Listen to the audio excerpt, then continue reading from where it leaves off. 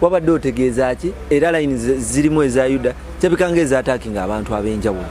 Wamma bakugamba ki munnange gy'oyita bayogera ki ku Pinky Josula banjogerako eyagagambo man byesitakola ate ekisinga okunuma mikwano gyaffe bana beefula mbu baali mikwano gyaffe kati ye situation gye tulimu naye boogere it's okay.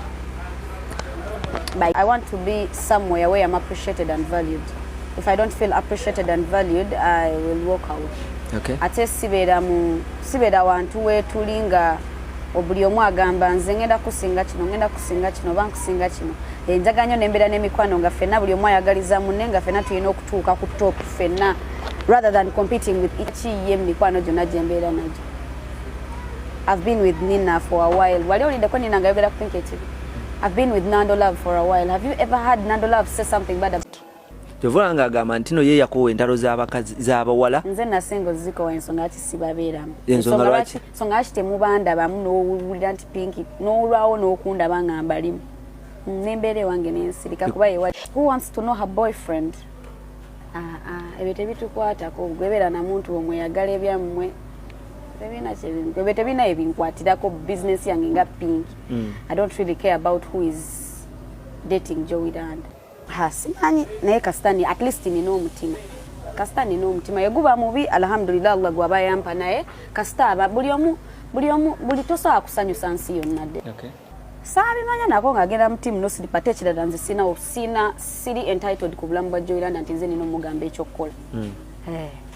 Circumstances ziriwezo ate tetwayawukana nakwawukana because twogera but we are not as close as we used to be. Wakoma ddi okwogera naye? Sinakoma kwogera naye nakoma ddi omulaba. That would be the right question. Wakoma ddi omulaba? Si banga ddene nali awo nga ndi waka ne bajja ne bankimanyi tugenda out so si banga ddene nnyo.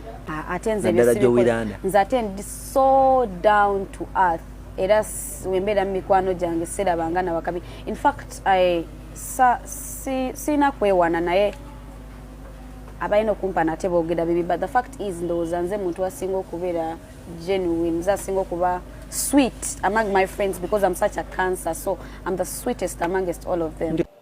Olugezigezi do nina lungi ndi picky nina olugezigezi naye siruleeta ku mikwano gyange nze ng'omuntu naturally nina olugezigezi gwe ng'omuntu era buli omu alina okubeera like I'm so principled. Being small and short omuntu asobola okwagala okukumanyira nga bw'ayagala so akajanja kange n'olugezigezi binyambye nnyo to keep myself in